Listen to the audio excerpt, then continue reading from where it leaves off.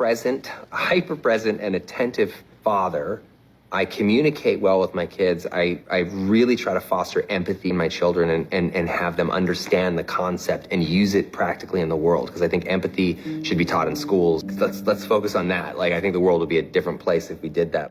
Today, Wayfair appeared in court to argue its request for summary judgment. I was not physically present, but I followed the hearing through live updates online. Many independent reporters and creators attended, and I appreciate that they were there to observe and share details. Based on everything I read, it seems unlikely this case will move forward into a full trial. The judge appeared focused on one main issue, whether Blake Lively's claims had real legal support. He questioned whether her allegations about sexual harassment and retaliation were grounded in established law. From what I could tell, the answers did not strongly support her position. The discussion moved back and forth, but something important was missing. There was almost no mention of damages. That is supposed to be the core reason for this hearing. There was no serious discussion about harm to her brand or business interests. That absence stood out. The court also avoided discussing claims involving other women. That is likely because those statements would be considered improper evidence. Much of what Blake included in her response did not appear in her original complaint. Some topics people expected to hear about were barely mentioned, including the trailer incident and the video related to childbirth. The judge seemed unconvinced that her demand for approval over every detail met legal requirements. This raises a larger question. Why bring the case at all? From my perspective, the answer points directly to Ryan Reynolds. It appears he plays a dominant role in Blake's professional and personal life. He seems to manage her communications, speak with agencies, and negotiate with studios in her place. Many of her messages mirror his language and tone. People who know them have said she often repeats his words rather than forming her own. Blake does show manipulative behavior, but her approach appears modeled after her husband. She seems to view him as all-knowing and superior. Messages he sent in August 2024 reveal a troubling mindset. In one text, he celebrated humiliating another person publicly, describing it with violent imagery. This is the same person who claims to care deeply about victims. His language suggests enjoyment in punishing others as long as he believes they deserve it. That attitude explains why this situation escalated. This is not about resolving conflict or seeking fairness. It looks like someone taking pleasure in control and public shaming. Even if Blake believed she was wronged, the tone of these messages does not reflect healing or accountability. It reflects dominance. Texts between Blake and Colleen Hoover also help explain how control of the film shifted. Blake repeatedly framed herself as a victim while accusing Justin of smearing her. She claimed emotional harm, even inventing new labels for it. At the same time, her earlier communications show she was mainly concerned with power, efficiency, and authority on set. She complained about leadership and scheduling, not harassment. Her goal from the beginning appears to be control. She interfered with production, increased costs, and caused disorder. She wanted credit and recognition, including awards consideration. She did not view Justin as an equal. That belief drove her actions. Colleen supported her, reinforcing the idea that Blake was being wronged. Together, they justified removing Justin from credit and recognition. Blake framed everything as protection and fairness, but her behavior suggests competition and resentment instead. In the end, this case seems less about justice and more about dominance, ego, and punishment. The hearing made that clearer than ever. She sent the message by text. If she had said it in person, the reaction would have been very different. The comment was aggressive and sarcastic, meant to sound clever. She even joked that it could be used as song lyrics. After that, she brushed everything off and said she wanted to move forward and ignore people she felt were ruining their happiness. She talked about feeling grateful because she had just received supportive messages, including one from the post-production supervisor.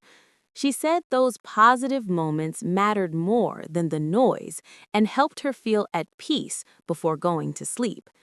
Near the end of that exchange, Colleen shared screenshots from another account showing that people had already started asking questions. They noticed Justin had been unfollowed and excluded from promotion and the premiere. This happened on July 12th, which is important because it was weeks before the so-called online attack was later claimed to have started. That timing makes the story about a coordinated digital retaliation harder to believe. During court arguments, the judge did not seem interested in treating online criticism as a new form of punishment. That suggests the entire social media argument may not hold up legally. She clearly does not handle criticism well. Any negative comment seems to upset her. She also does not want Justin to receive praise. She truly believes her involvement improved the project and sees herself as the reason it succeeded. This mindset explains why Justin has said he believes they think they are right. From the outside, it looks less like confidence and more like paranoia mixed with delusion. There is little evidence that she genuinely believed she experienced sexual harassment. Instead, the claim appears constructed for leverage. A key example comes from messages sent on August 29th. Around that time, she wanted to view the daily footage from filming. She was told no. Her reaction was immediate frustration. She described what she had seen as disturbing and said it made her want to leave the project. She complained that access was being withheld and said others were being dishonest about who had seen what. Her messages focused entirely on control, authority, and involvement. She argued that as an executive producer, she deserved full access and input during production and press. She said she had never been excluded from editing before and claimed promises of collaboration had not been kept. She threatened to disengage if things did not change. Not once did she mention harassment in these messages. The concern was power, not safety. Her agent responded cautiously, calling it a normal process. Behind the scenes, there was clear resistance to giving her what she wanted. She was not contractually entitled to see everything. That is common in filmmaking, especially to prevent leaks. Executive producers often do not get access to cuts. She had also shown she could not be trusted with confidential material, as she shared information widely. Later, she mentioned having an HR report ready. That timing is telling. The complaint appeared only after repeated refusals. The HR angle offered a way to force control. If accepted, it could have given her influence over editing and decisions. That seems to have been the goal from the start.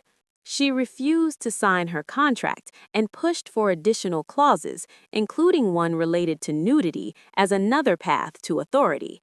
This was planned early. Her frustration was not about misconduct. It was about being told no. She targeted Justin because she viewed him as inexperienced and beneath her. She did not do this on other projects where boundaries were enforced. During oral arguments, the judge asked whether a director could guide actors differently than written. Her legal team said consent would always be required. That position ignores how filmmaking works. Direction is part of the job. Overall, the messages show a fight for control, not a response to abuse. The judge asked very direct questions about rules and law. He wanted clear answers. He asked whether intimacy coordinators are required by any statute. He also asked whether nudity writers are required by law. Then he pushed further and asked whether consent, as described by the lawyers, is actually required under any specific legal rule. His point was simple. If there is no written law behind these ideas, then they cannot automatically support a sexual harassment claim. Courts do not enforce customs from an industry. They also do not enforce best practices, union guidelines, or moral standards. Those things may matter socially, but they are not law. Intimacy coordinators and nudity writers are tools, not legal requirements. Because of that, the judge seemed to view this dispute less as a harassment case and more as a disagreement about contracts and control. That framing matters because contract issues are treated very differently from civil rights violations. The judge also appeared skeptical of the retaliation claims. Many of those arguments seemed weak. The same was true for the harassment allegations. One exchange made this especially clear. Blake's lawyer said consent is always required for physical contact. The judge then asked a practical question. In a dance scene, where is the boundary? Is suggesting a hand move slightly considered illegal? At what point does direction become wrongdoing? The lawyer answered by saying the standard is subjective. In other words, if she did not agree, then it was unacceptable. The judge did not accept that. He was looking for an objective rule. Law cannot be based only on how someone feels internally. If it worked that way, disliking something would automatically make it unlawful. That is not how employment law functions, including the statutes being cited. Another major issue was the use of other women in the argument. Her legal team mentioned opinions from others to show a pattern. The judge quickly shut that down. That type of argument is considered propensity evidence. It is not allowed unless very specific conditions are met. No other women were suing. Their views, preferences, or discomfort did not legally matter in this case. When pressed, her lawyers backed away from that line of argument. It became clear that the sexual harassment claim was weakening. When challenged, the lawyers did not cite strong legal authority. They did not reference supporting cases. Eventually, they shifted focus to retaliation instead. Even there, the judge seemed unconvinced. The retaliation described sounded more like workplace tension or contract disputes, not illegal punishment. Near the end, the judge also appeared uninterested in creating a new legal category of retaliation based on mood changes or frustration. That is not how retaliation is defined in law. Because of this, both major claims appeared close to collapse. This suggests why the judge wanted oral arguments. It may be the only time this case is fully addressed in court. From the evidence discussed, the situation looks like two people who clashed creatively, with one side pushing hard for control and later reframing that conflict as harassment. The motivation behind the case seems personal. Messages from Ryan Reynolds show anger about public reaction. He wanted others punished because they were not facing backlash. He demanded apologies and public statements. He framed himself and Blake as heroes while calling others predators and frauds. He wanted institutions to take sides. Behind the scenes, however, studio leadership was not supportive of Blake. Some executives were deeply unhappy with her behavior. She caused disruption and stress. Relationships soured because of her actions. Ryan then pointed to that fallout as proof that others were disliked, even though the damage started with her conduct. From the beginning, this situation appears manufactured. It was driven by control, resentment, and revenge, not by clear violations of law. He wanted Sony and Wayfair to release public apologies. Neither company agreed, and neither planned to do so. Both studios refused to accept blame for decisions Blake made herself. This moment was unusual because for the first time in both Ryan's and Blake's careers, powerful studios did not give in to pressure or threats. Sony and Wayfair would not cover up what happened because they believed Blake crossed serious lines. From their view, she took control of a project that did not belong to her and reshaped it in ways the studios never approved. The movie released was not the version Sony expected or wanted. Even so, Ryan and Blake continued to accuse Justin of being lazy and unwilling to finish editing. That accusation ignored reality. He was trying to complete his work the entire time. Progress stalled because Blake kept creating obstacles, issuing ultimatums, and causing disruption. Each delay, conflict, or breakdown came from her actions. When Justin reacted emotionally under pressure, those reactions were then used against him. His responses were treated as proof of wrongdoing, even though they were clearly responses to constant stress and provocation. Ryan's motivation became clearer through his messages. He wanted revenge. He wanted punishment. He wanted Sony and Wayfair to suffer backlash because they refused to protect Blake. He remained angry that the studios said no. In his texts, he rewrote events to justify that anger. He described a story where a man bought the rights to a film about domestic violence, behaved inappropriately, and frightened people on set. He even spoke as if he were Blake, describing incidents in exaggerated and dramatic language. Claims included a kiss scene where a lip bite supposedly happened without discussion, framed as one of several disturbing moments. He also accused Justin's early cut of including graphic content involving a minor, something he said was not in the script. That claim was misleading. The scene existed in the original book, no explicit imagery appeared on screen, and similar or more revealing scenes had already been part of Blake's past work. Even more telling, the scene remained in the final theatrical version. That alone undermines the claim that Blake took control to protect anyone. Despite this, Ryan continued framing their actions as heroic. He insisted Blake stepped in to save women and improve representation. In reality, her takeover centered on control, credit, and power. The studios saw it that way. They did not view her as a savior. They viewed her as disruptive. Ryan also interfered with marketing decisions. He criticized Sony's public statements, saying they were too neutral and not aggressive enough. When Sony expressed willingness to work with the filmmakers again, Ryan objected. He wanted stronger language that directly attacked the narrative forming online. Sony refused because they would not lie. They would not claim a coordinated smear campaign when they knew that wasn't true. They had already warned Ryan about where criticism was coming from, but he rejected that explanation. Ryan grew especially angry about marketing. He felt Blake was left exposed while others avoided criticism. He wanted unified outrage on her behalf. He demanded solidarity, not accountability. In his view, anyone who did not loudly defend Blake was an enemy. What this shows is not concern for justice, safety, or storytelling. It shows entitlement. When control slipped away, anger replaced reason. When studios refused to bend, accusations escalated. Everything was reframed to justify retaliation. The refusal by Sony and Wayfair to participate marked a turning point. For once, power did not give Ryan and Blake what they wanted, and that loss of control fueled everything that followed. This situation pulled her into chaos instead of protecting her. The people around her failed to shield her on every level. That morning, I messaged Josh again because the handling of everything felt careless. The Hollywood Reporter response they pushed out looked weak and unconvincing. It did not solve anything. Earlier that day, I sent Josh a longer message explaining the real issue.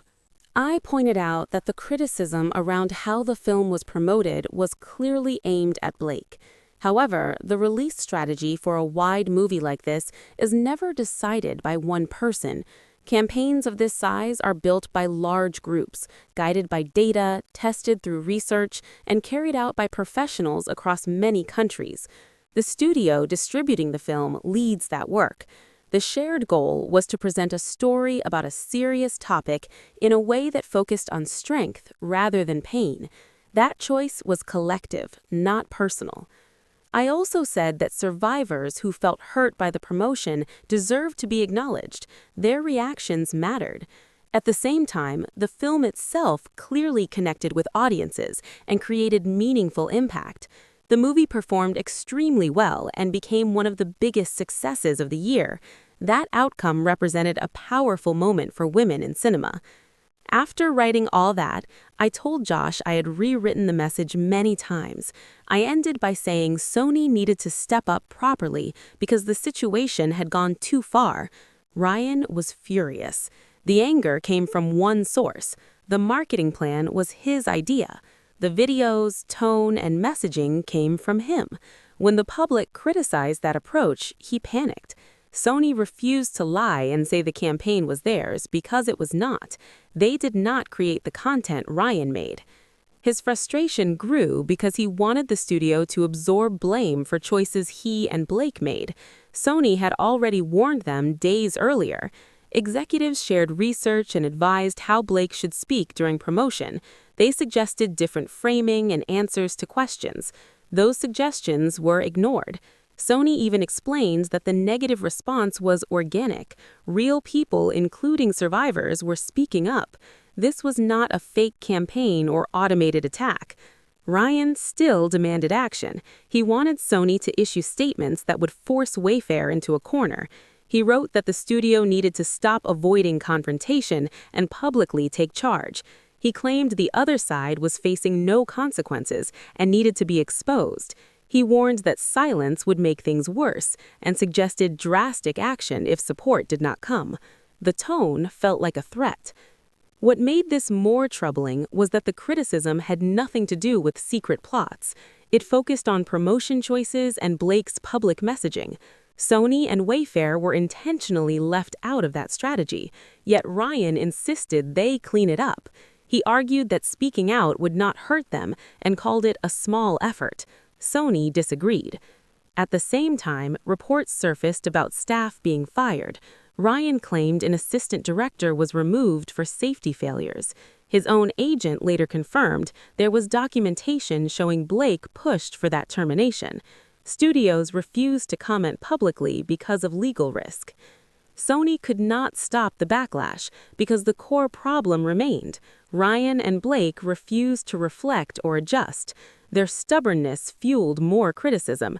No amount of statements could fix a strategy that never changed. This was the core issue from the start. They would not accept that their actions caused harm. Instead of pausing or adjusting, he kept pushing harder. His response to criticism was escalation. He even said that a second wave of response would come, meaning he planned to strike back. His focus turned toward attacking Justin rather than fixing mistakes. They discussed an interview where Blake joked about sharing a location. People reacted badly to that moment. They also reviewed other answers she gave while promoting the film. Ryan argued that the public only saw a short clip pulled out of context. He claimed the rest of the conversation showed care and awareness. According to him, someone intentionally highlighted only the worst part.